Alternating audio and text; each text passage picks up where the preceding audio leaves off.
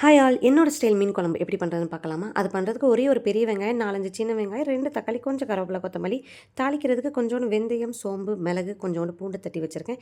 So மிக்சியில் அரைக்கிறதுக்கு ஒரு 2 சில் தேங்காய், கொஞ்சம் பொட்டுக்கடலை, சோம்பு, மிளகு, வத்தல் இல்லைன்னா மிளகாத்தூள் கூட எடுத்துக்கலாம். இன்றைக்கி நான் மண் சட்டி தான் எடுத்திருக்கேன். அதில் நல்லெண்ணெய் ஊற்றிக்கோங்க. தாளிக்கிற பொருள் எல்லாமே தாளிச்சுக்கோங்க. அதுக்கப்புறம் வெங்காயம், தக்காளி எல்லாமே நல்லா சுருளை வதக்கிட்டு கொஞ்சோண்டு ஒரே ஒரு ஸ்பூன் இஞ்சி பூண்டு பேஸ்ட்டு சேர்த்துக்கோங்க. அதுக்கப்புறம் குழம்பு மிளகாய்த்தூள் கொஞ்சம் கம்மியாகவே சேர்த்துக்கோங்க. ஏன்னா பொட்டுக்கடலை சேர்த்துருக்கேன்னா நல்லா திக்காக வரும். அதுக்கப்புறம் நம்ம அரைச்ச விழுதையும் சேர்த்துட்டு கொஞ்சம் புளி தண்ணி உப்பெல்லாம் சேர்த்து டேஸ்ட் பண்ணி பாருங்கள்.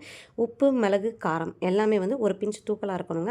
அப்போ தான் சாப்பாடில் பிசைஞ்சு சாப்பிட்றப்ப செம்மையாக இருக்கும். ஸோ ஹை ஃப்ளேமில் மூடி வச்சு ஒரு 5 மினிட்ஸ் விட்டு இறக்குனீங்கன்னா நல்லா கொதிக்க ஆரம்பிச்சிடும். நான் இன்றைக்கி ஷீலா மீன் தான் எடுத்திருக்கேன். எல்லாமே போட்டு ஒரு பாத்திரத்தை ஒரு உழுக்குங்க. மீனெல்லாம் அந்த பிளேஸில் போய் சூப்பராக செட்டில் ஆயிரும். ஸோ மூடி வச்சு சிம்மில் வச்சு ஒரு 7 to 8 மினிட்ஸ் விட்டு இறக்குனீங்கன்னா மீன் சூப்பராக குக் ஆகிருக்கும். ஸோ மேலே அந்த ஆயில் மிதந்து வந்து செம்மையாக மீன் குழம்பு வந்து சூப்பராக ரெடி ஆயிடுச்சு.